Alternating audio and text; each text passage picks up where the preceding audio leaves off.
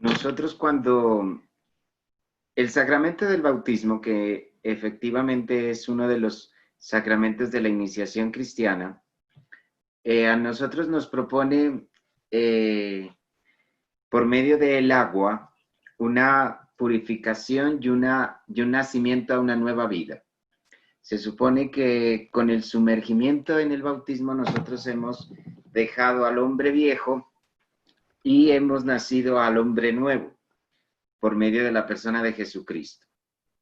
Cuando el sacerdote pronuncia las palabras, yo te bautizo en el nombre del Padre, del Hijo y del Espíritu Santo, y nosotros recibimos el nombre, se supone que en ese momento, en esa pronunciación, al pronunciar nuestro nombre, nosotros asumimos la misión.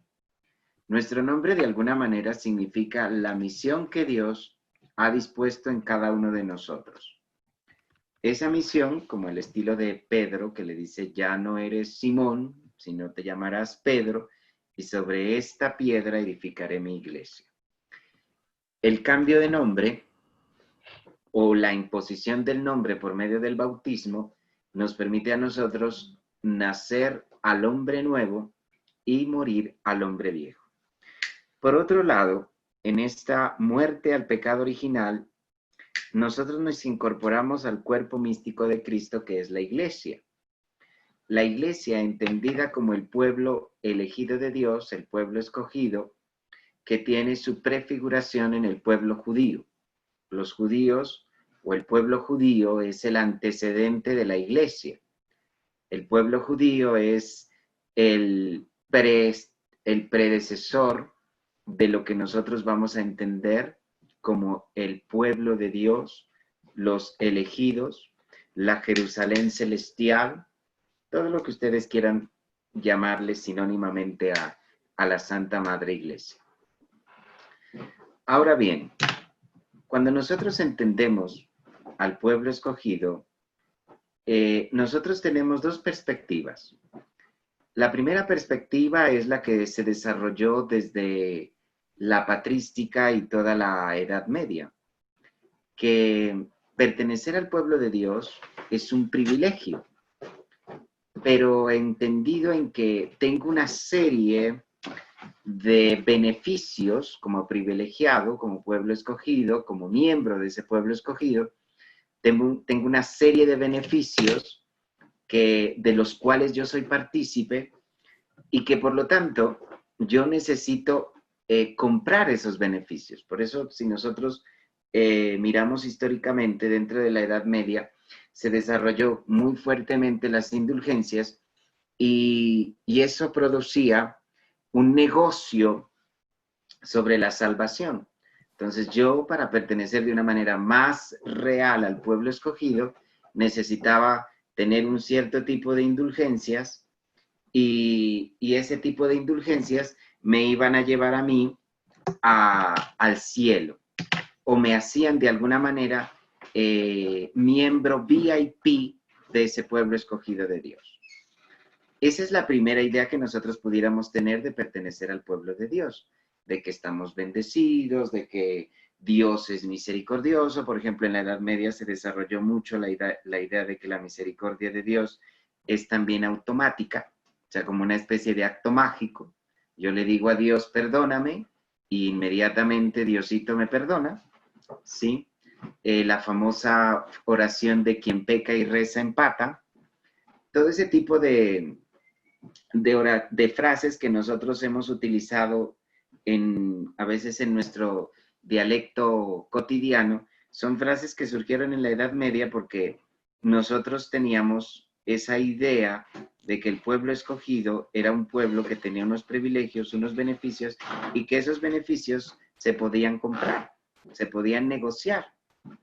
Por eso el que peca y reza empata, porque pues yo peco y de ahí rezo unas cuantas horas o me rezo unos tantos rosarios y de acuerdo a esa perspectiva, pues yo voy a ganarme la indulgencia necesaria y me voy a entrar al cielo. Entonces el bautismo se convierte como una especie de primer paso ¿sí? Como de primer momento, así como cuando uno entra a una discoteca y tiene un primer filtro en la puerta, entonces está un guardia y lo revisa, pero adentro está el bartender que le cobra el cover, bueno, qué sé yo, o sea, va pasando una serie de filtros y de pronto dentro de la discoteca usted tiene quien le vende una droga o quien le vende una droga menos fuerte, otra más fuerte, el licor, el baile. O sea, digamos que el bautismo se convierte como en la puerta de entrada a la discoteca, pero adentro yo voy a seguir disfrutando, yo voy a seguir viviendo la vida y mientras yo tenga con qué pagar, yo justifico todo, ¿no? El dinero lo compra todo. Y desde esa perspectiva todos los sacramentos se vuelven como una especie de tributo monetario en donde yo voy accediendo a más privilegios de Dios, o sea, como yo ya hice el bautizo, ya hice la primera comunión, ya hice la confirmación, entonces pues yo ya soy como cristiano, o sea, ¿qué significa ser cristiano? O sea, tengo estos privilegios que me los he ganado por el simple hecho de haber hecho los sacramentos.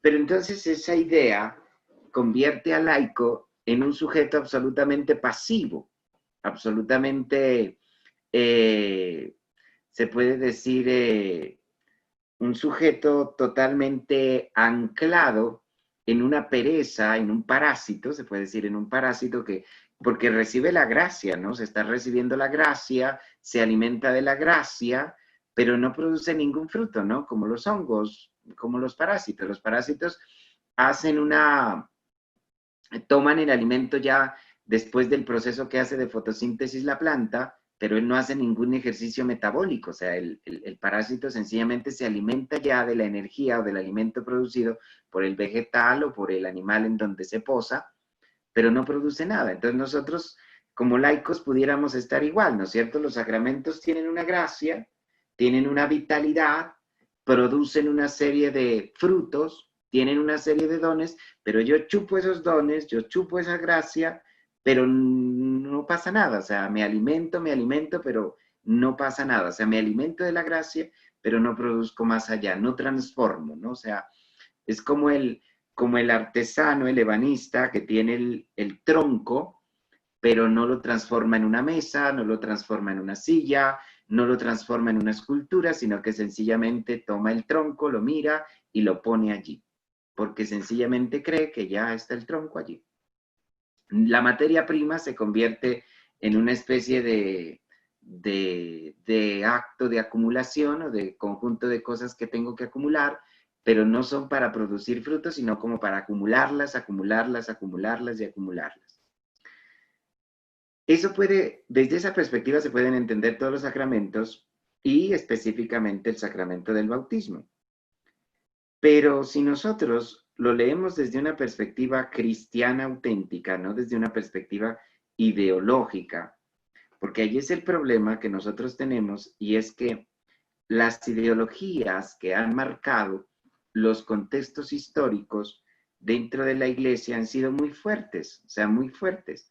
Las ideologías que se suscitan a partir de la filosofía, a partir de la sociología, de la antropología, de la cultura, las ideologías que salen a partir de las tendencias políticas y económicas, porque, por ejemplo, la idea de transacción o la idea de comprar la gracia o la idea de vender la gracia, pues es una idea que viene del capitalismo, ¿no es cierto? Entonces, como que esa idea o esa estructura del capitalismo o del comprar y vender permea en la persona, en el creyente, y entonces comienza a elaborar un discurso de compra y venta de los sacramentos, de compra y venta de la gracia, de medidas de gracia, ¿no es cierto? Entonces, digamos que yo llevo un mes portándome bien, lo que significa entonces, pues que tengo como una especie de banco de gracia ahí, o sea, tengo unos intereses guardados o tengo unas utilidades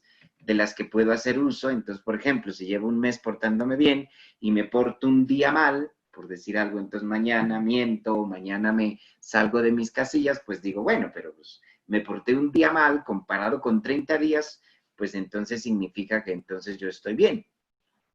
¿Por qué? Porque en el creyente permea la misma actitud del consumista, ¿no? La misma actitud del que va y negocia, ¿no es cierto? La chaqueta vale 100,000 pesos, pero ¿por qué no me la dejas en 80? O más bien solamente tengo 60. Y bueno, pues si el tendero me la da en 60, pues yo salgo ganando. Entonces yo creo de alguna manera que así funciona la gracia.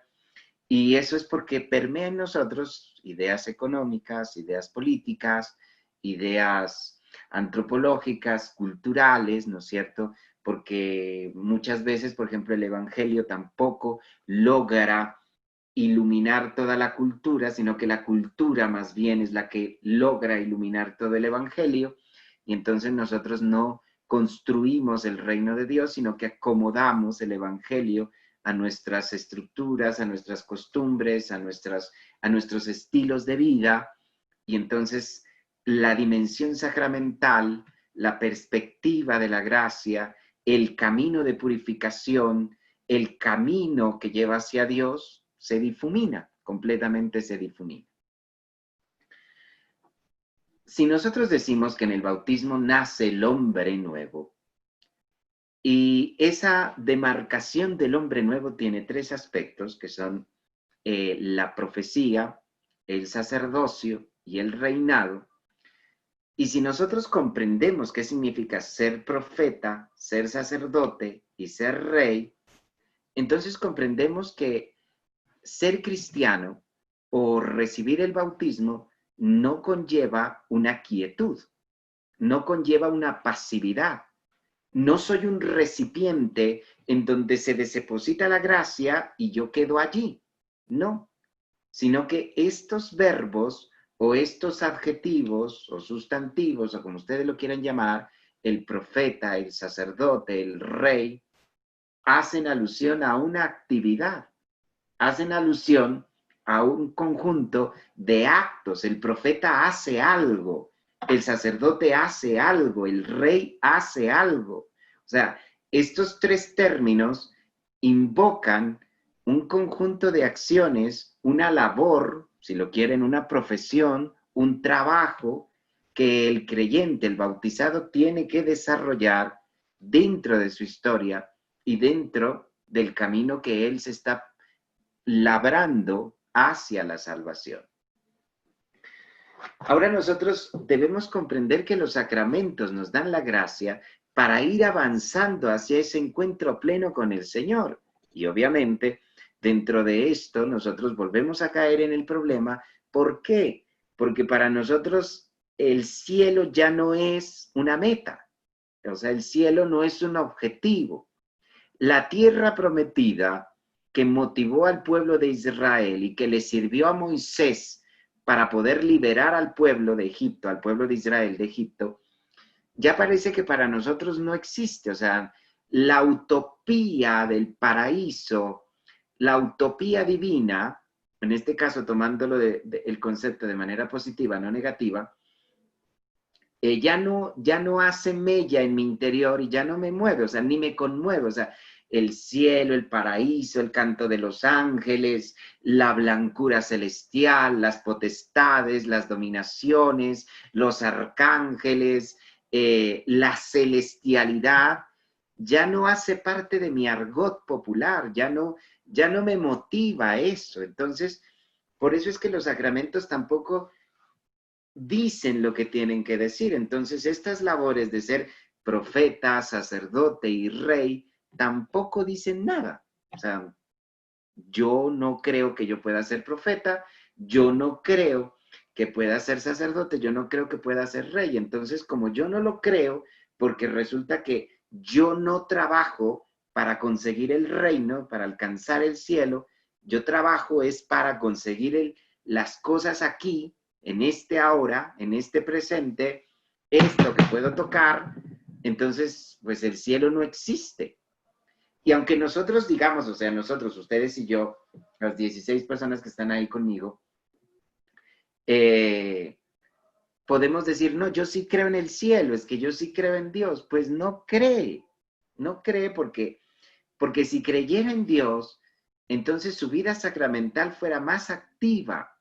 Y entonces su labor como profeta, que es anunciar y denunciar, su labor como sacerdote, que es ofrecer el fruto de su trabajo, la labor de usted como rey, que no es otra cosa que la buena administración, tanto política, económica y social de la realidad, usted es capaz de presentarlas al Señor y de elaborarlas y desarrollarlas con el temor necesario. Y entonces usted dice, esto lo estoy haciendo. Por ejemplo, yo anuncio y denuncio. ¿Por qué? Porque como dice en el Evangelio, el que me afirma frente a los demás, yo lo afirmaré ante mi Padre. Pero el que me niega frente a los demás, yo lo negaré frente a mi Padre. Eso dice el Evangelio. Entonces, el profeta lo único que hace es anunciar y denunciar, afirmando la palabra de Dios, que no es otra cosa que Jesucristo, y a la vez lo que se está ganando es que Jesucristo lo afirme ante el Padre. Pero esa ya no es una motivación que le mueva al creyente. Ni siquiera ni le interesa estar inscrito en el libro de la vida. No le interesa. O sea, ¿qué será el libro de la vida? No existe. Yo no lo veo, no lo toco, no lo palpo. En el caso del sacerdocio, pues entonces el creyente debería decir, bueno, o sea, entonces están el trabajo, mi salud, está lo que yo he podido comprar, la comida, entonces yo voy a ofrecer estos alimentos, voy a ofrecer el desayuno, la cena, el almuerzo, voy a ofrecer mi salud, voy a ofrecer mi trabajo, voy a ofrecer en nombre de mi familia el bienestar, el progreso, todo este conjunto de bienes que hemos recibido los voy a ofrecer, los voy a consagrar al Señor, entonces voy a bendecir la casa, voy a bendecir los alimentos, voy a bendecir el cuarto, voy a bendecir el carro que compré, voy a consagrar este espacio para el oratorio en mi casa. O sea, ese tipo de cosas, ese lenguaje ya no existe porque el bautizado no cree que pueda ser sacerdote y no está trabajando para Dios. O sea, entonces yo, como digo, desde mi perspectiva ya perdí la meta del cielo, entonces no debe existir un lugar. O sea, yo por qué tengo que consagrar las cosas a Dios. Yo porque, por ejemplo, yo ni siquiera, hoy en día, antes se consagraba al primogénito, se consagraba la virginidad, se consagraba el matrimonio, se consagraba, no sé, a las mismas personas. Hoy en día no, o sea, la, hablar de virginidad hoy en día es una especie como de escándalo, ¿no? O sea, ¿quién es virgen? O sea, ¿cómo es posible hablar de virginidad? ¿Cómo se le ocurre a usted hablar de virginidad? O sea, ¿cómo se le ocurre a usted hablar de pudor, de cuidar el cuerpo? No, no, no, más bien hábleme de higiene, o sea, más bien hábleme de usar un condón cada vez que usted tenga relaciones, pero no me hable de no tener relaciones, sino hasta cierta edad o solamente de tenerlas con una pareja. No, de eso no me hable. Hábleme de usar condones, de usar preservativos, hábleme de higiene a nivel sexual, hábleme de higiene a nivel corporal, pero no me hable de pudor, no me hable de consagración del cuerpo. ¿Cómo yo voy a consagrar el cuerpo? Si el cuerpo está hecho para disfrutar o para vivir la vida, ¿no es cierto? Entonces, ¿por qué? Porque el discurso ya no viene desde Dios, viene desde el mundo, viene desde lo que tengo a la mano. Por lo tanto, consagrar mi cuerpo, consagrar las cosas, bendecir mi cuerpo, bendecir las cosas, pues es una cosa que solamente está para las beatas, para los curas, para las monjas, que ni siquiera ya ni las beatas, ni los curas, ni las monjas lo hacen, ¿no es cierto? Entonces el mundo se va ampliando el mundo y Dios mismo va desapareciendo de esa realidad, porque obviamente pues Dios no se va a quedar esperando ahí como a qué horas, ¿no? O sea, a qué horas esta criaturalidad me da un espacio dentro de ese mundo que ha construido. No, Dios siempre se queda en el lugar que le corresponde. O sea, Dios es un Señor con mayúscula.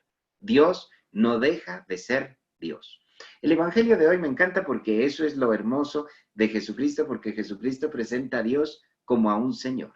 ¿Sí? Jesucristo le dice a la señora, ¿de dónde acá es de dar el alimento de los hijos a los perros?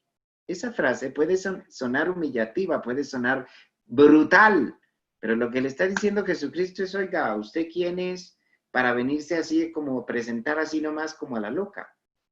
¿Y qué es lo que hace que Jesucristo se conmueva? El hecho de la humildad de la mujer. ¿no es cierto? Que esa sí es la humildad que debería tener todo creyente, y en el aspecto de consagrar, bendecir, de presentar como sacerdote lo que tiene, lo que posee. Entonces ella le dice, Señor, pero hasta de las migajas que caen de la mesa del amo se alimentan los perritos. Ahora, por otra perspectiva, el reinado, el ser rey, el mundo lo entendió como el sujeto, como ese rol en donde la persona no hace nada, ¿sí? O sea, o la persona se rodea de servidumbre, se rodea de gente que trabaja para él, de gente que ya le conduce, de gente que le cocina, de gente que le lava, de gente que le barre, de gente que lo carga, de gente que lo lleva, que lo trae. Entonces el reinado, o sea, el reinado es el sujeto que se inmoviliza más porque tiene la posibilidad de pagar por todos los servicios, ¿sí? Entonces eso es reinar. O sea, reinar es tener a quien mandar, pero tener a quien mandar para que me haga todo. Eso es reinar. Pero el reinado desde Jesucristo es el hacerse cargo del mundo, responsabilizarse del mal del mundo y responsabilizarse para erradicarlo. O sea, reinar significa trabajar, gobernar para erradicar el mal del mundo, para que todas esas estructuras sociales, políticas, económicas, culturales, religiosas, sean permeadas por la palabra de Dios. O sea, el rey es el que sale a batallar con su ejército y él va a la cabeza para vencer al enemigo, pero el enemigo es el diablo, el enemigo es el mal, el enemigo es todo ese conjunto de maledicencias que habitan y que permanecen en el mundo. Entonces, cuando nosotros entendemos el bautismo desde esta perspectiva, decimos, wow, o sea, en verdad el cristiano creyente está totalmente apaciguado, totalmente en la actitud de una, no sé, de una imagen, de una silla, no sé cómo decirlo, aunque ya utilicé la palabra que de pronto pudo ser fuerte para algunos de ustedes, que fue parásito, o sea, porque yo creo que no hay otra palabra, porque si yo no soy capaz de ejercer mi labor como bautizado y me estoy beneficiando, porque a ver, ahí viene el otro problema, parcero, porque es que el aire sigue existiendo, las condiciones de posibilidad biológicas dentro de este planeta se siguen dando, yo me duermo hoy y sigo despertando mañana, mi cuerpo sigue funcionando, mi cerebro sigue funcionando, o sea, mi cerebro no se ha bloqueado, o sea, los dones propios de mi cuerpo y los dones propios de mi psique y los dones propios de mi espiritualidad siguen funcionando. Sin embargo, yo no ejerzo, yo no los ejerzo, no me preocupo, o sea, no me motiva, porque como que hay otros que hagan, ¿no? O sea, hay otros que piensen, hay otros que escriban, hay otros que digan, hay otros que hablen, pero yo ya no, yo ya no. ¿Por qué? Porque yo estoy trabajando, pero estoy trabajando para este mundo.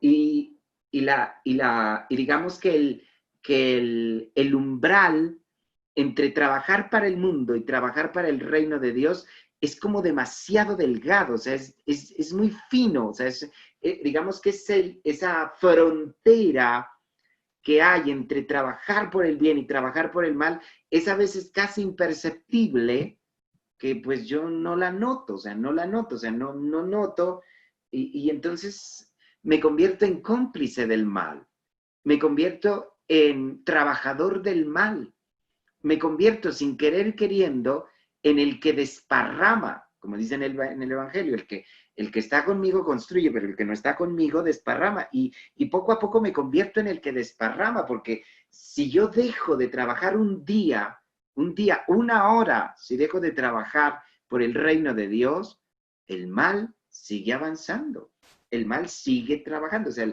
el mal no es que dice, bueno, o sea, los buenos se pusieron a descansar Y entonces yo, pues como los buenos se pusieron a descansar, yo también voy a descansar. No, no, el mal sigue fluyendo, o sea, el mal sigue matando, el mal sigue corrompiendo, el mal sigue enfermando, el mal sigue corroyendo a la humanidad, la dignidad propia del ser humano. Y los bautizados, los hombres nuevos, los hombres purificados por el agua del bautismo, ese sacerdocio real, ese pueblo escogido, pues ya no es tan escogido, ¿no? O sea, se convierte como en las marionetas del mal, se convierten en los guardianes del mal y ya no trabajan para Dios porque como dice el Evangelio clarito, nadie puede servir a dos señores.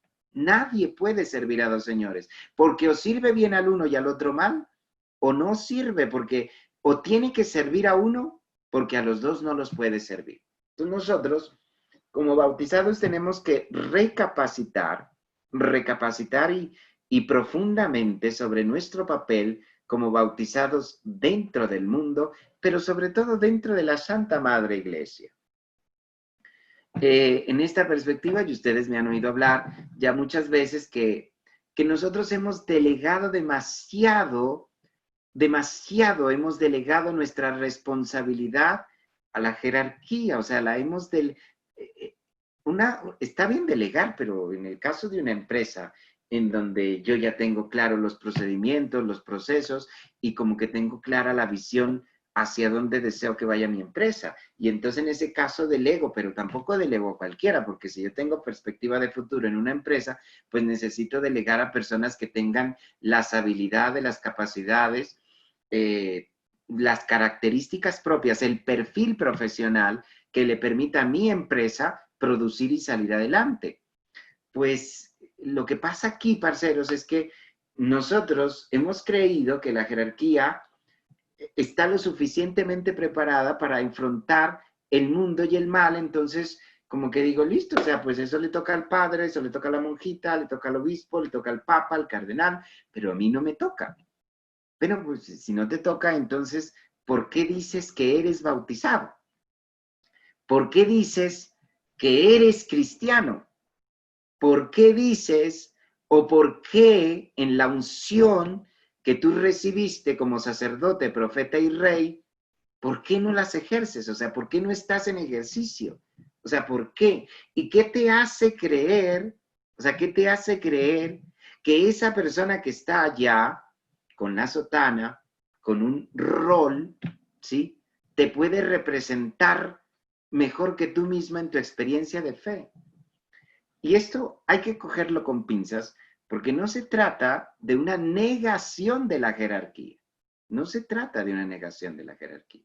Porque algunos dirán, bueno, este cura entonces quiere que desconozcamos la utilidad del Papa, que desconozcamos al obispo, que desconozcamos la autoridad del sacerdocio. No, no. Pero sí se hace necesario una confrontación racional, una confrontación argumentada, una confrontación bíblica, una argumentación tradicional con mayúscula y enfrentar desde la valentía que hemos asumido en el bautismo a la jerarquía y decirle qué es lo que está pasando, qué es lo que está sucediendo con ustedes. Se supone que ustedes han sido elegidos para representar a la iglesia. Su sacerdocio, su ministerio tiene sentido en el ministerio que es común a todos. ¿Y cuál es el ministerio común a todos? Que todos somos sacerdotes, que todos somos profetas, que todos somos reyes. Y que obviamente estos ministros tendrían que ejercerlo con cierta especialidad, o sea, con cierto dinamismo, con cierta libertad, o sea, con más valentía. Eso es cierto. ¿Pero por qué? Porque todo el pueblo de Dios es el que los ha elegido. Todo el pueblo de Dios es el que los ha propuesto. Pero obviamente, ¿por qué pasa eso? Nosotros hemos perdido eso porque nosotros, pues, cuando se va a ordenar un padre, no hacemos un acompañamiento, nosotros no estamos pendientes de las vocaciones, nosotros no estamos pendientes del seguimiento de los vocacionados, nosotros no cuidamos las vocaciones, nosotros no oramos por las vocaciones, nosotros no cuidamos de los elegidos a un ministerio especial, ¿no? Porque creemos que eso le corresponde al seminario, eso le corresponde al convento, eso le corresponde a los superiores, eso le corresponde a los que están allá en la universidad. Pero hombre, ellos han salido de esta iglesia para representarme a mí como bautizado, para representarme a mí desde mi sacerdocio, desde mi profecía y desde mi reinado. Y si yo quiero que ellos profeticen y quiero que ellos ofrezcan los dones a Dios como sacerdotes, y si yo quiero que ellos reinen y gobiernen a la Santa Madre Iglesia como se debe, pues yo tengo que estar pendiente de ellos. ¿Por qué? Porque yo soy bautizado. Yo soy bautizado. Y lo que ese sacerdote hace es vivir de mejor manera su bautismo. Lo que ese sacerdote, esa monjita, ese religioso hace es vivir de mejor manera su bautismo. Pero un bautismo que todos tenemos, del que todos somos partícipes, que todos hemos recibido. Alguno dirá, bueno, pero es que yo no me acuerdo que me hayan bautizado. Pues entonces bautícese otra vez, que el sacerdote le haga otra ceremonia, entonces que lo meta en una piscina y lo vuelva a bañar, qué sé yo. Pero no se trata de que usted se acuerde o no se acuerde. La idea es que usted ha sido bautizado. Y ese bautismo le dio a usted una gracia, de la cual usted tiene que hacer conciencia, tiene que hacer un trabajo. Creo que en la anterior charla yo les decía que necesariamente tienen que hacer un examen de conciencia. Ese examen de conciencia les permitirá a ustedes evaluar cuánto han trabajado por acrecentar, ¿sí?, los frutos de la gracia que ustedes han recibido, de la gracia que ustedes recibieron en el bautizo. O sea, cuáles son las obras que evidencian que ustedes han sido profetas, que ustedes han sido reyes, que ustedes han sido sacerdotes. O sea, ¿cuáles son las obras?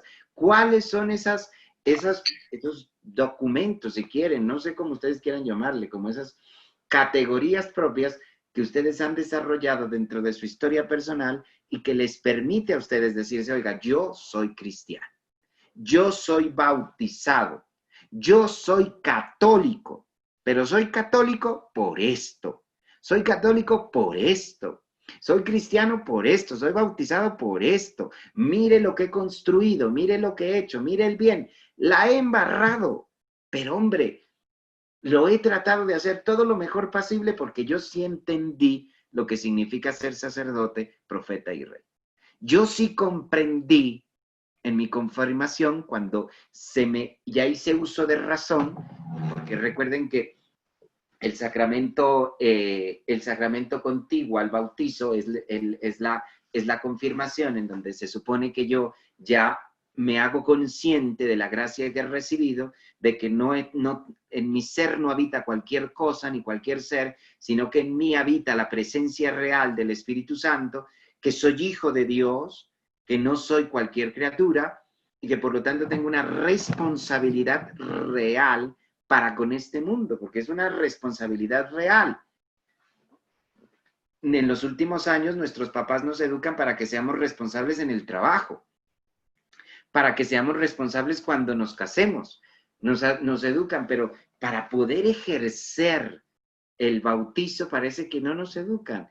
Y la catequesis en los últimos años se ha convertido en un proceso engorroso que muchas de las veces los niños que van a la catequesis lo entienden como una clase más, como una asignatura más, pero no como ese espacio en donde el infante o la infante se van conociendo y desde ese conocimiento a sí mismos van conociendo el misterio divino y por lo tanto van reconociendo esa gracia que se les ha dado en el bautizo, que se les ha dado en la primera comunión, que se les plenifica en la confirmación y que todavía sigue ahí latente la gracia que van a seguir destapando en los sacramentos del matrimonio, de la unción de los enfermos, del orden sacerdotal, qué sé yo. Mire, por ejemplo, la perspectiva de la gracia ha perdido tanto énfasis que el orden sacerdotal, que es un sacramento, como el matrimonio, pues a veces se niega. Por ejemplo, hay familias que si un joven le dice, oye, me voy a hacer sacerdote, por ejemplo, aquí los muchachos a veces cuando cuentan sus experiencias, uno de ellos me decía, y yo le pregunté, ¿qué le dijo sus papás cuando se va cuando se metía al convento? Y él dice, no, pues se rieron, o sea, como que se mofaron, o sea, como dijeron, y bueno, ¿y qué vas a hacer allá? O sea, el orden sacerdotal, que es un sacramento, y donde el muchacho dice que quiere ser sacerdote, que es un sacramento, o sea, que para antiguamente hubiera podido decir, wow, o sea, magnífico, hoy es un motivo de burla para los propios padres, o sea, para la propia familia. Entonces, ¿por qué? ¿Por qué? Porque las ambiciones son agarrar este mundo a manos llenas, agarrar lo que más pueda este mundo. Eso es, pero agarrar el cielo, pues nadie me ha traído una prueba de que exista.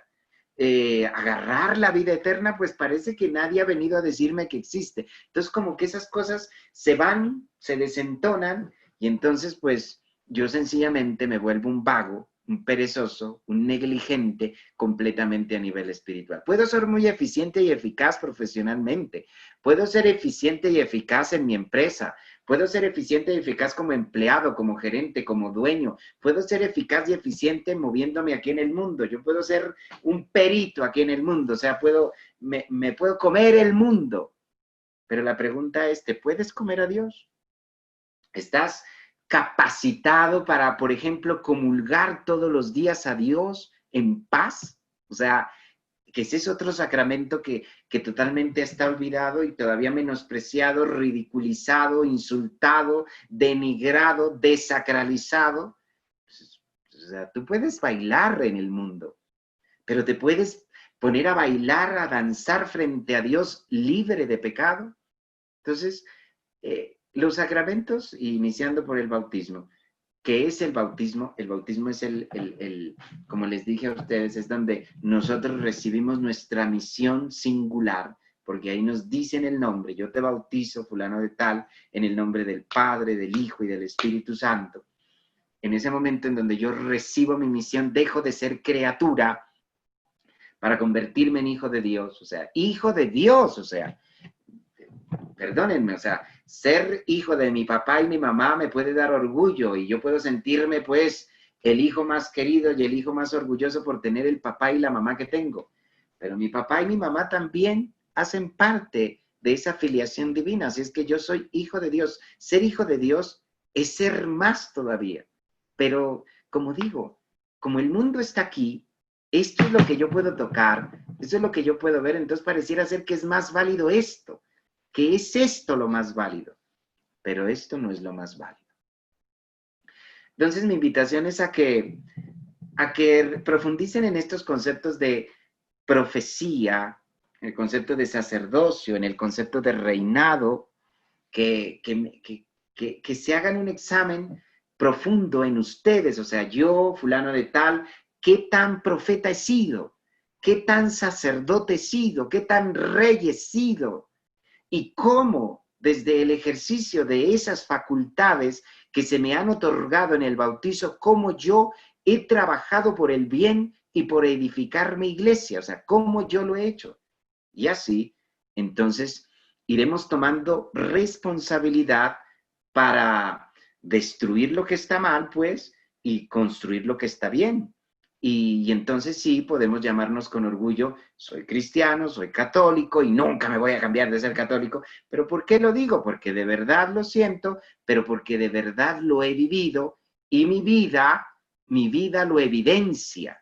Los actos de mi vida están evidenciando esa, esa fuerza bautismal que a mí me otorgó el sacerdocio, la profecía y el reinado. Muchísimas gracias. Espero haberme hecho entender, jóvenes. Sí, señor. Preguntas, dificultades, tentativas de suicidio. Bueno, y esto de estar uno alerta como laico. También la jerarquía está alerta para cambiar ciertas formas de costumbres sobre la que las prácticas religiosas, porque uno va a una iglesia cualquiera, a una parroquia cualquiera y siempre no se ciñe sino al rito de la Eucaristía, pero al católico nunca se le instruye un poco más sobre estos aspectos. Entonces, pienso que a veces parte también, obviamente eso es parte del interés de cada uno de su fe y su entrega a Dios, pero también es parte de que como que uno cree que cumpliendo yendo ahí, eso hasta ahí está bien. Y como se pasa de tradición en tradición, eternamente será así y eternamente se va quedando uno así como en esa mediocridad, como en esa costumbre, que eso es lo que es que hay que hacer y de ahí para allá no hay nada que hacer. No sé si me hice entender yo. Sí, porque lo que pasa es que, por ejemplo, dentro del ejercicio de la profecía, el sacerdocio y el reinado, cuando yo trabajo y entonces yo progreso en esas virtudes, yo puedo leer los signos de los tiempos. Entonces, una cosa es la tradición con mayúscula y otra cosa es el conjunto de tradiciones con minúscula. O sea, por ejemplo, que en mi casa el sancocho se haga con gallina y no se haga con costilla de cerdo, eso es una costumbre con minúscula, con minúscula. Pero la tradición con mayúscula es, por ejemplo, que a los mayores hay que respetarlos, por ejemplo, a nivel cultural, por ejemplo. Esa es una tradición con mayúsculas, esa no es una tradición simple de unos ciertos sujetos. ¿Por qué? Porque pues que el sancocho se haga con gallina y en otro lado se haga con, con costilla de cerdo, pues a la larga, pues el que no le gusta tanto la costilla de cerdo, pues se lo comerá refunfuneando, pero se lo comerá. Pero el respeto a los mayores resulta que eso no, porque eso sí, todo el mundo es consciente de que tiene que serlo. Entonces en la iglesia hay una tradición con mayúscula. Entonces de lo que estamos hablando aquí es de la tradición con mayúscula y de lo que significa realmente el bautismo en su esencia profunda, que ha habido movimientos, que tradiciones, que cositas, que no sé qué. Eso es como pasa con la Santa Eucaristía. Por ejemplo, hay padres que dicen que hay que hacer esto, hay otros que hay que hacer esto. Pero yo, por ejemplo, cuando les explico la Eucaristía, les digo, miren, yo les explico cómo debe de ser, pero hay otros que la hacen. Entonces, una cosa es como es y otra cosa es como otros han determinado hacerla. Y esas cosas que han determinado hacerlas de manera particular son tradiciones con minúsculas. Y es a veces lo que se vende como la tradición con mayúscula. Y entonces nosotros como bautizados, en la medida que vamos examinándonos y en la medida en que vamos purificando nuestra mente y nuestro corazón, vamos evidenciando los errores. Vamos evidenciando los errores y entonces nos vamos dando cuenta que esto es pequeño y esto es más grande, esto es esencial, esto no es esencial, esto es importante, esto solamente es un accesorio. Entonces, pero eso me lo va dando el trabajo espiritual, o sea, la habilidad que yo voy desarrollando en la medida que me voy comprometiendo con mi sacramento. Porque si no, pues obviamente yo soy muy débil para entender. Entonces, esto se está haciendo así y siempre se hace. Bueno, pues así me dicen, pues entonces sigámoslo haciendo así. Pues eso es lo que de alguna manera a nosotros nos pone en jaque.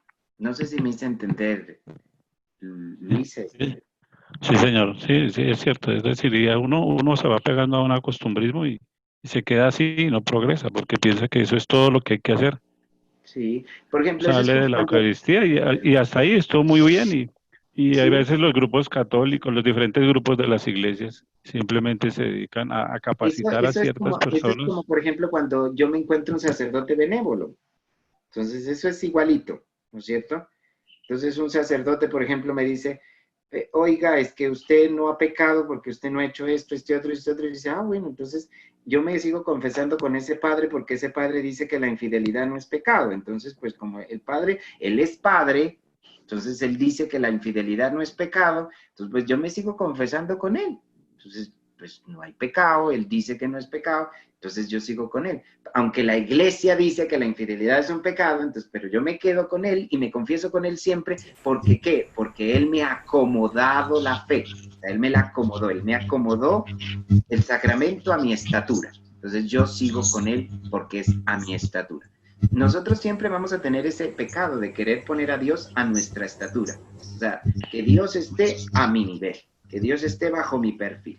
De acuerdo a eso, sigo creyendo, sigo comulgando. Por ejemplo, las personas que si el padre un día los regañó, pues, ay, Dios mío, ese padre solamente regaña. Por eso yo voy a donde el padre que nunca nos regaña. Él nos dice que todo es lindo, que todo es bello y que para qué hay que hacer. Entonces, ¿es por qué? Porque ese Dios está a mi estatura, a mi acomodamiento. Bueno, no sé si me hice entender. Señor.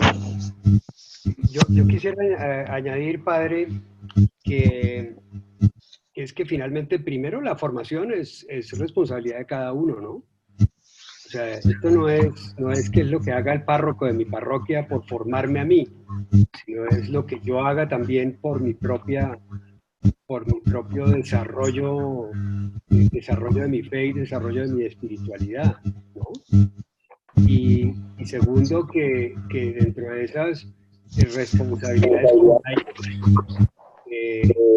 y nosotros también somos responsables de la catequesis inicial en nuestras familias. Eso quiere decir, creo yo, el ser sacerdote común, es el ser sacerdote en mi casa. ¿Cómo estoy yo siendo catequista en mi familia? ¿Sí? Entonces, no solamente ese esperar a que otros hagan por mí, a que sea el padrecito que tiene una parroquia de miles en la que, digamos que, para ponerlo así, tiene una responsabilidad sobre miles de personas que están alrededor de esa parroquia, y yo estoy esperando que él adicionalmente venga a mí a, a formarme y venga a mí a hacerme como meterme una inyección de fe. Claro, por ejemplo, un ejemplo común, mire, con la Eucaristía. Por ejemplo, si los niños y los jóvenes miraran que el papá desde la cabecera del comedor ofrece los alimentos, cuando el niño va a la misa y mira al sacerdote ofrecer el pan y el vino, pues inmediatamente socializa y dirá, mire, ese padre está haciendo lo mismo que hace mi papá en la casa, sino que ese padre está haciendo el ofrecimiento con el pan y el vino y mi papá lo hace con la cena, lo hace con el desayuno, lo hace con el almuerzo. Entonces, la catequesis, o sea, si nosotros entendemos, como digo, la catequesis como una estructura formal, como entendemos la escuela, que hay que ir a dejar a los niños, hay que irlos a recoger, y eso, pues sí, que también eso es educar, es cuestión de los profes, pero no mía, pues entonces eso sí empobrece demasiado la experiencia de Dios, ¿no? Porque la catequesis se supone que es donde el sujeto va evolucionando en su experiencia de Dios.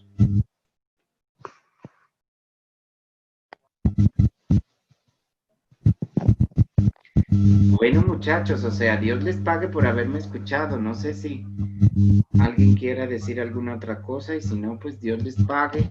Perdón por haberlos aburrido hasta ahorita. Padre, sí, una pregunta pues un poquito diferente al tema, pero pues de algún lado la toma. Pero primero, Francisco, ¿verdad que le puede cerrar el micrófono a Mario que está generando interferencia? Ya. Listo. Es una duda con respecto a la palabra del día de hoy. Yo inicialmente, pues generalmente escucho al expadre Linero en las mañanas. Me gusta la charla de él y en los comentarios que hace él de la palabra de hoy, él especialmente habla de la perseverancia de la señora que fueron casi 3 veces que le pidió a Jesús para que intercediera por la hija. Y después en la palabra, pues que rezamos todos los días, que está aquí en el correo de Maús, ahí habla de 3 detalles de esa palabra de hoy, que la primera es la intercesión, que obviamente nosotros todos conocemos lo poderoso que es la intercesión, porque pues la señora estaba pidiendo era que sanara a su hija. Lo otro que él habla importante de la palabra de hoy es el postrarse, y también coincide con lo que hablaba en la mañana el padre Linero en la perseverancia, que fueron 3 veces hasta que Jesús por su fe la sanó. Pero en la palabra hay un pedacito que dice que Jesús le contesta cuando los apóstoles les dicen que atiéndala porque viene gritando detrás de nosotros. Él les dice, él les contestó, yo no he sido enviado, yo no he sido enviado sino a las ovejas descarriadas de la casa de Israel. Eso me generó una duda porque me parece que yo no he sido enviado sino a las ovejas descarriadas de la casa de Israel. O sea, dejó fue como un nicho pequeño. Pero antes de que me conteste, quiero irme por otro lado también. Resulta que yo estoy haciendo una investigación por ahí para una charlita que estoy preparando en cuanto a, bueno, no voy a decir de qué es la charla, pero sí en cuanto a lo que he mirado, uno se da cuenta que la Iglesia Católica, o más no, la Iglesia Católica no, los seguidores de Cristo, hablemoslo en una escala de 1.000.000, porque no me acuerdo ahorita cuánto es la humanidad, ahorita no me acuerdo si son 100.000 millones, 10.000 millones, no me acuerdo cuántos son los habitantes que habemos en este planeta, pero pongámoslo en 1.000.000. En 1.000.000 estamos hablando que son más o menos el 33% los que siguen a Jesús, no solo entre católicos, sino también los evangélicos y todo, pero que siguen a Jesús. El otro 67% están en budistas, hinduistas, bueno, las otras iglesias, los que son ateos, etc. Entonces, a mí me llama la atención, si en 1.000.000 de personas, 330.000 solo estamos siguiendo a Jesús, y de esos 330.000, póngale usted 280.000 lo hacemos por la Iglesia Católica, por donde debe ser, y de esos 280, digámosle un nombre más suave a lo que usted dijo de eso de parásitos, de esos 280, casi que 200 son tibios y los otros 80 jalando, pues eso es muy complicado. Entonces, la primera pregunta que le quería hacer era con respecto a la palabra de hoy, cuando Jesús dice, yo no he sido enviado sino a las ovejas descarriadas de la casa de Israel. ¿A qué se refiere? Y la segunda pregunta es, si en 1.000.000 de personas que uno quiere que todo mundo se salve, que todo mundo persiga al único y al gran Dios que es Jesús, que es nuestro Dios, ¿qué pasa con esos 700.000 que están, mejor dicho, por otros lados, que están en otro cuento, los que son ateos, los que ni siquiera son tibios, ni siquiera saben que es Jesús? Ahí, ¿cómo poder actuar de esa manera? ¿Cómo poder ejercer eso que usted dice de profeta, sacerdote y reinar? Porque esa es eso es una gran parte del pastel y de la torta que realmente de alguna manera tienen que salvarse o tienen que buscar este reino. Primero hay que comprender que, primero, como yo les decía en un principio, nosotros debemos entender que el privilegio de la salvación a uno no le da prerrogativas, sino todo lo contrario, lo pone en un panorama de lucha, de batalla, de guerra, de combate a muerte. ¿Sí? Recuerden que Jesús, cuando dice, yo estoy ansioso porque llegue este bautizo y quiero que llegue ya, o sea, quiero que llegue ya, ¿sí? Porque esto es de muerte.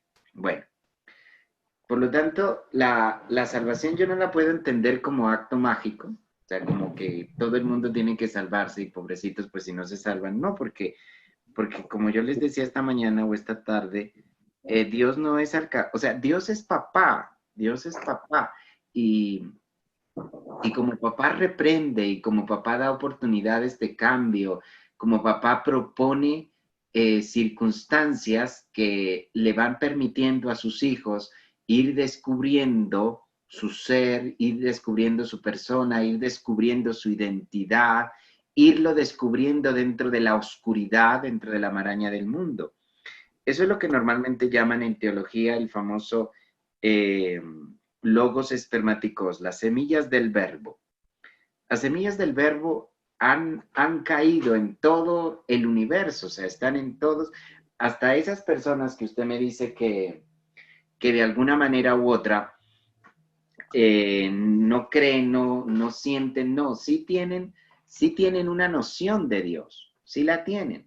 El problema es que, como hay un pasaje en los Hechos de los Apóstoles, si no estoy mal, que le pasa, no sé si es a Felipe, que está por ahí andando un señor en una carreta y el señor está leyendo el libro de Isaías y entonces pues el Espíritu dice ahí, hizo que Felipe se acercara a la carreta y le pregunte, oye, ¿estás entendiendo lo que lees? Y entonces el etíope, creo que si no estoy mal, le dice, pues, ¿cómo voy a entender si no tengo nadie quien me explique? Que significa que hay, en cada uno de nosotros hay una, digamos, hay sembrado una cierta, ¿cómo decirlo así? Como una cierta cosquillita, o sea, como una cierta interés, como un cierto interés por la palabra de Dios y por la bondad de Dios. Pero ese cierto interés hay que despertarlo. Por eso es que es muy importante el ejercicio de la profecía y el ejercicio del sacerdocio y el ejercicio del que les acabo de hablar. Porque si bien es cierto, por ejemplo, usted dice, listo, son 700 personas que no creen en 1.000.000, pero resulta que usted, Alejandro, hoy se le ocurrió salir a hablarles a esas 700. Entonces hoy, gracias a su predicación, gracias a su testimonio, gracias a lo que usted hizo, resulta que de las 700 ya quedan, ¿cómo se llama esto? Quedan 300, porque usted logró convertir a 300, ¿no? Por ejemplo, miren, en los Hechos de los Apóstoles es interesante porque después de cada predicación, como que en los Hechos de los Apóstoles dice, ellos dijeron, y justo ese día se les unieron como 3.000, justo ese día se unieron tal cosa. ¿Por qué? Porque resulta que cuando se hace el trabajo que se tiene que hacer, pues obviamente se cosechan los frutos necesarios. Entonces, si uno de nosotros, digamos, si todos nosotros hemos sido tocados por el Espíritu, pues lo mínimo que tenemos que hacer es ir a evangelizar a esa gente. Si esas personas, después de haberlas llamado, después de haberles dicho, oye, hay que cambiar, hay que renovarse, no lo quieren hacer, pues se van al infierno. Se van al infierno. Y miren que en el Evangelio, y en el Evangelio dice, afuera será el llorar y el rechinar de dientes. Afuera será el llorar y el rechinar de dientes. Pero nosotros a veces creemos que eso es como un acto de maldad, ¿no? O sea, como que, ay Dios, pero ¿cómo vas a decir eso? Pero hombre, pero si yo no he sido capaz de trabajar por el bien, ¿cómo voy a ser merecedor del bien? O sea, es como decir, yo soy panadero y de pronto un día me pongo a hacer pan y saco del horno y digo, oye, pero yo ¿por qué me salen panes y yo lo que yo quería era celulares? ¿Por qué no me salen celulares del horno? Pero si usted lo que metió fue pan, ¿cómo va a salir celulares? No, pero es que, pues es que yo quería celulares. No, o sea, no, o sea, si yo toda mi vida he trabajado por el mal, pues obviamente que voy a recibir mal. Por eso recuerden la parábola del rico Epulón y de Lázaro, ¿no? O sea, cuando muere el rico y luego muere Lázaro, ¿no es cierto? Y entonces el rico le dice, oye, padre Abraham, dile a Lázaro que me mande, que moje por lo menos el dedo para que yo pues sacie mi sed. Entonces Abraham le dice, oye, pero entre tú y yo hay mucha distancia. Dice, ¿pero por qué pasó esto? Pues porque resulta que tú en vida tenías muchos bienes, en cambio Lázaro nunca tuvo nada. Entonces, bueno, entonces, ¿por qué no mandas a Lázaro para que le diga a mis hermanos de que se porten bien?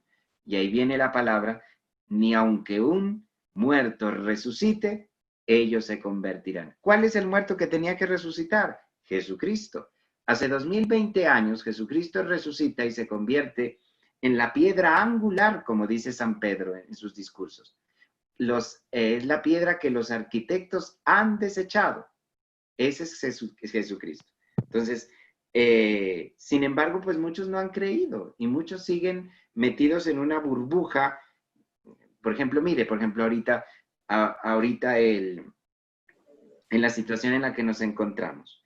Todos creemos que no sé, o sea, esto se va a acabar por una vacuna, o esto se va a acabar porque alguien le venga a poner una solución, no sé, política, económica, pero a nadie se le ocurre pensar que esto se va a acabar cuando nosotros hagamos una oración de intercesión profunda. O sea, a nadie se le ocurre, o sea, nadie dice, oye, ¿por qué no nos cogemos de las manos aquí los 10, cerramos nuestros ojos y decimos, Padre Dios, tú que eres el dueño de todo, el hacedor de cada criatura, te suplicamos, te imploramos, en nombre del bien del mundo, en nombre de la fe, que pares esto? Ninguno, o sea, ninguno se le ocurre hacer esa oración, ninguno. Mire, por ejemplo, yo, y perdón que los utilice a ustedes de ejemplos, ¿no? Pero, por ejemplo, yo hasta ahora pues no he oído un rosario en donde diga, miren, vamos a rezar todos para que la pandemia se vaya del planeta. No, cada uno es, vea, voy a rezar por fulano, el otro dice, voy a rezar por sultano, el otro dice, voy a rezar por la salud de no sé qué. Perdón, no se vayan a resentir, ¿no? No me van a decir, este man ya nos está sacando en cara. No, no, no se van a resentir. Pero a lo que me refiero es eso, o sea, que no hay una verdadera entrega. Entonces, ¿cuáles son los ganadores? Pues los pocos.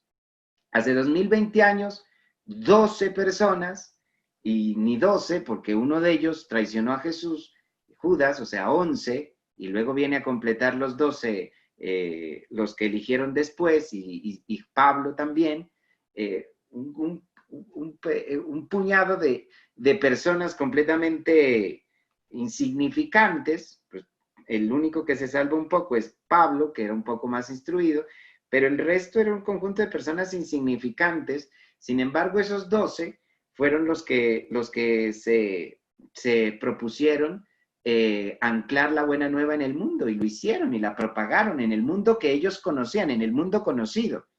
Entonces usted me dice, bueno, pero acá somos unos pocos. Bueno, pues entonces dispersémonos los pocos y hagamos lo que podamos hacer dentro de esa realidad del mundo, y salvemos lo que tengamos que salvar, ¿no es cierto? Y lo que no haya que salvar, pues como la cizaña, ¿no? Se elegirá y se quemará al fin en el fuego que nunca se termina, dice el Evangelio, ¿no es cierto?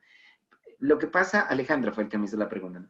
Alejandra, lo que pasa es que nosotros a veces cuando predicamos le tenemos miedo a utilizar esas palabras condenatorias que el mismo Cristo utilizó. O sea, nosotros como que nos da miedo hablar del infierno, hablar de la condenación eterna, como que nos da miedo, como que decimos, no, es que eso no puede ser, es que no puede ser. Sí, puede ser que para usted, que ya ha trabajado en su conciencia, de pronto en su sentir, sienta que esas cosas son feas, horribles, sí, pero cuando usted las ha sentido es para que usted las diga a los demás, ¿sí? Por ejemplo, los santos que han tenido sus experiencias místicas, ellos las dicen para que uno se convierta. O sea, dice, por ejemplo, mire, yo miré el cielo y es así, entonces para que uno se enamore del cielo.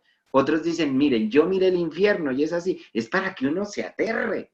¿Sí? O sea, ellos muestran sus experiencias para que uno aprenda y pedagógicamente se meta en este cuento que no es una burla. Entonces, esto es como en el colegio, entonces, parcero. Pues los que se dedicaron a estudiar y a hacer los trabajos tienen 10 y son promovidos de año.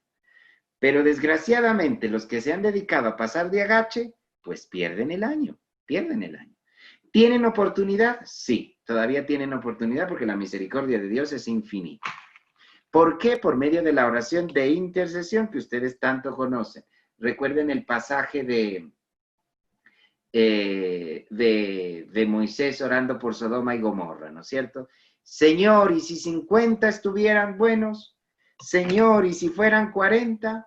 Señor, ¿y si fuera uno? Pues por ese uno no acabó Sodoma y Gomorra. ¿Pero por qué fue destruida Sodoma y Gomorra?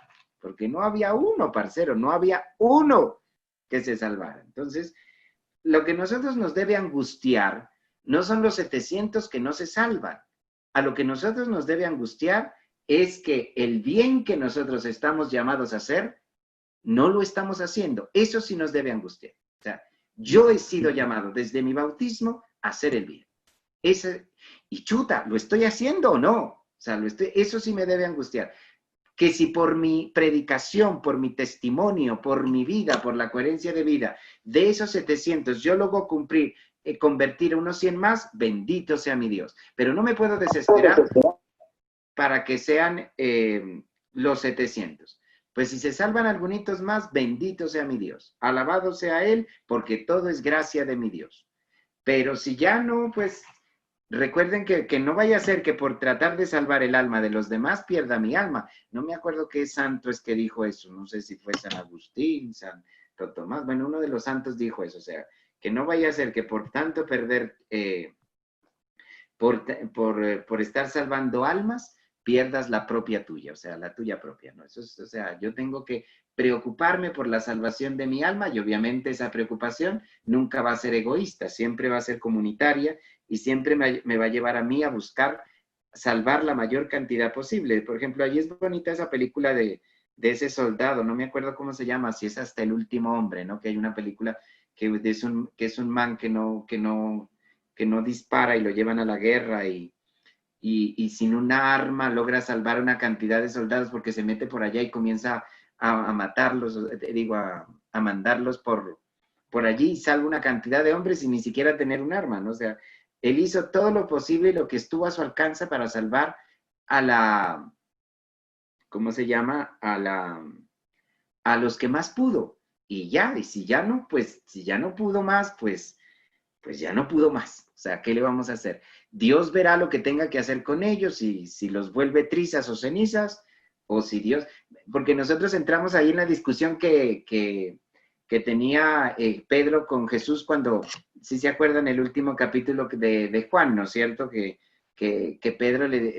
Pedro se da cuenta que Juan lo estaba siguiendo a él y a Jesús, y entonces le dice, ¿y este qué?